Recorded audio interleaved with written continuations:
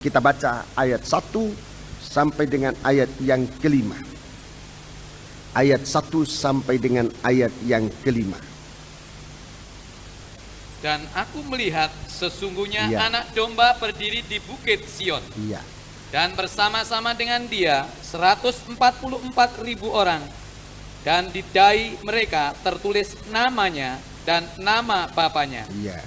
Dan aku mendengar suatu suara dari langit bagaikan desok air bah dan bagaikan deru guruh yang dahsyat. Dan suara yang kudengar itu seperti bunyi pemain-pemain kecapi yang memetik kecapinya. Mereka menyanyikan suatu nyanyian baru di hadapan tahta dan di depan keempat makhluk dan tua-tua itu. Dan tidak seorang pun yang dapat mempelajari nyanyian itu selain daripada 144.000 orang yang telah ditebus dari bumi itu. Mereka adalah orang-orang yang tidak mencemarkan dirinya dengan perempuan-perempuan, karena mereka murni sama seperti perawan. Mereka adalah orang-orang yang mengikuti anak domba itu kemana saja ia pergi. Mereka ditebus dari antara manusia sebagai korban-korban sulung bagi Allah dan bagi anak domba itu, dan di dalam mulut mereka tidak terdapat dusta, mereka tidak bercela. Kalau saudara ingat dalam pemberitaan di Gosgate kita mendengar mempelai wanita itu, saudara-saudaraku, menjadi orang yang baru, manusia baru, dan dimulai dengan janganlah berkata dusta kepada yang lain. Itu Efesus pasal 4, tepatnya ayat 23 sampai 25. Efesus 4 ayat 23 sampai 25. Saudara-saudaraku, kalau kita ini tumbuh ke arah Dia Kristus sebagai kepala, kita akan menjadi tubuh yang suci seperti seorang perawan. Di dalam mulutnya tidak terdapat dusta. Jadi ini tanda manusia baru, berkata benar. Berkata benar. Berkata benar, saudara-saudaraku, berkata benar itu artinya tidak mengandung dusta. Salah satu kesaksian dari hamba Tuhan tadi, merasa takut tampil dalam bersaksi, nanti salah bicara, salah omong, salah menggunakan istilah. Saya juga banyak kali salah dalam menggunakan istilah dan menggunakan kata-kata, sehingga saya selalu berusaha untuk menggunakan kata-kata yang saya tahu betul. Kalau saya tidak tahu betul, saya mohon, kalau bahasa Jawa, saya mohon pertolongan Bapak Yakob Joko Pasuki, sebab selain pengertian, ucapan juga banyak salah. Dalam bahasa Inggris selalu saya minta tolong saudara-saudara yang mengajar saya selama ini dalam berbahasa Inggris. Banyak salah, tetapi jangan dusta. Benar. Rekan-rekan hamba Tuhan, kita pegang itu. Seharusnya kita hamba Tuhan berbicara, usahakan jangan ada dusta. Jangan bohong. Kalau soal mengucapkan salah, asal jangan bohong. Dalam berkhotbah juga begitu. Jangan muluk-muluk tapi bohong. Lebih baik kita bicara sederhana yang benar. Maafkan, saya tidak ingin menggurui saudara-saudara, tetapi saling mengingatkan agar kita jangan banyak kali ngomong hebat sekali kedengaran tapi bohong. Satu saudara, saya kenal betul dia, teman saya dulu waktu kaum muda, kemudian dia menjadi penginjil, tapi rupanya dia tidak lepaskan kebohongan. Dia bilang sama saya berkhotbah, bikin kampanye kesembuhan. Dia memang fasilida, kalau ngomong semangat betul. Saudara-saudara, kuasa Allah ini kuat sekali. Orang timpang berjalan, orang buta melihat, orang tuli bisa berjalan. Harusnya kan bisa mendengar. tapi dia sampai tidak kelihatan salahnya. Orang tuli ya bisa jalan,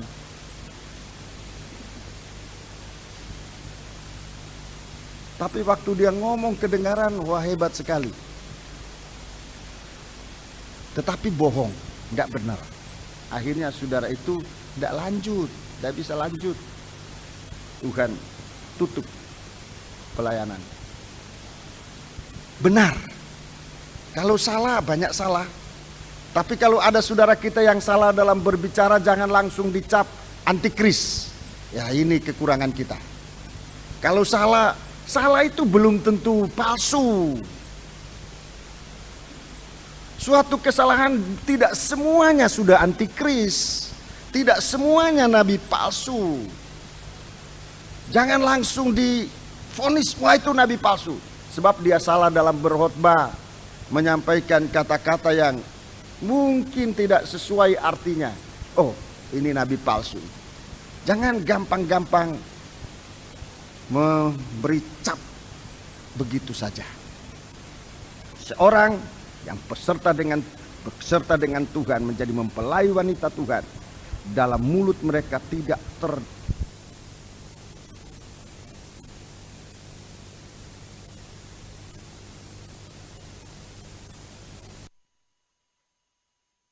dalam dunia ini, di dalam dunia ini saudara-saudaraku, di dalam berbisnis, di dalam mengerjakan pekerjaan-pekerjaan yang seringkali kita kembali ke Alkitab, cerdik seperti ular, tulus seperti merpati, tapi lain kalinya cuma cerdiknya,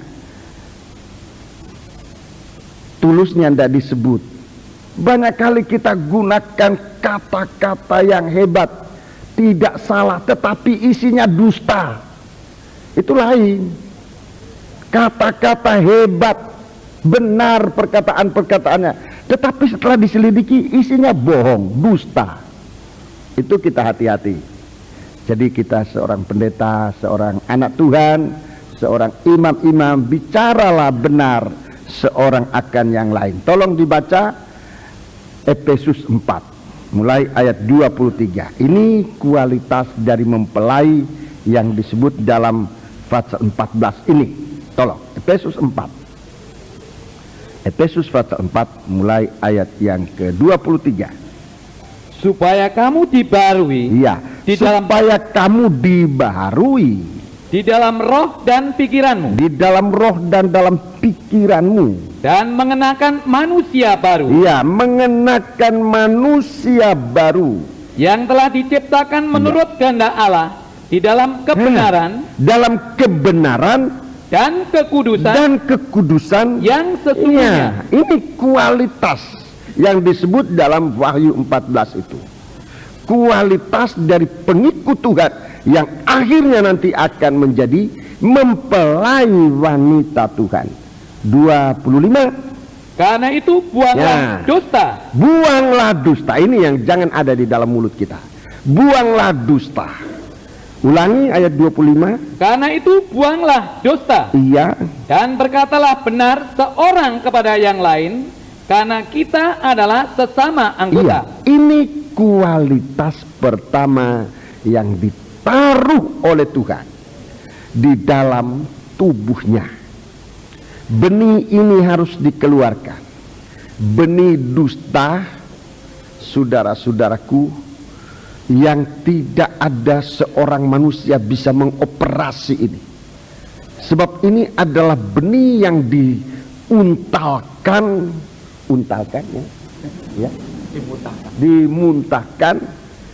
oleh setan kepada manusia. Ini benih yang keluar dari mulut setan dan ditanamkan di dalam hati manusia. Begitu benih ini tersentuh telinga manusia, saudara-saudaraku, manusia jadi goyah. Hawa jadi goyah, jadi tidak dalam keseimbangan yang betul terhadap firman Allah. baru mendengar sentuhan saja dari benih ini, iblis bicara bohong. Iblis membohongi manusia. Baru dengar bohong, saudara-saudaraku, baru tersentuh sedikit dari benih ini. Benih ini sudah menggoyahkan manusia. Dan itu yang akan dikerjakan oleh setan di hari-hari ini. Dengan pengajaran yang bohong itu menggoyangkan iman anak-anak Tuhan sampai benar-benar goyah untuk tumbang dan tidak akan pernah terbangunkan lagi. Saudara-saudaraku, seorang anak Tuhan dikatakan tidak ada dusta. Ini bicara tentang anak Tuhan yang kokoh, yang tidak bisa digoyahkan. Ini kualitas dari mempelai, tidak bisa digoyahkan. Sekali lagi, perkataan kita mungkin salah, sebab salah kita ngomong, keliru, tetapi tidak dusta. Sampai nanti suatu waktu segala kesalahan-kesalahan ini akan disempurnakan oleh Tuhan, sehingga kita benar-benar ditampilkan tanpa cacat dan celah. Dimulai dengan berkata benar seorang terhadap yang lain. Ini jalan lari dari binatang buas. Kalau kita peliharakan dusta ini, binatang buas mengelilingi kita. Dia akan memuntahkan benih ini ke dalam indera kita, ke dalam pikiran kita, ke dalam hati kita, sampai nanti bertabiat pembohong seperti iblis, bapa pembohong. Itu yang Tuhan bicarakan kepada orang Yahudi, para ahli-ahli Taurat, orang Farisi, di dalam Yohanes pasal yang ke-8. Dalam Yohanes pasal yang ke-8, Tuhan menunjukkan kepada orang Israel, orang Yahudi, tua-tua, para imam-imam, para orang Farisi, iblis itu bapak pembohong, mempunyai benih bohong dan pembunuh. Pembohong dan pembunuh. Wahyu 13, iblis ini tampil di dalam tabiat ini. Dia bapak pembohong. Dia berbohong dengan ajaran sesatnya, dengan tanda-tanda palsunya. Dia membohongi manusia sampai membunuh manusia.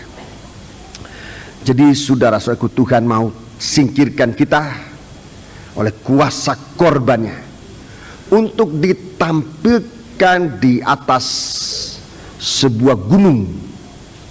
Disebutkan di sini di atas gunung Sion,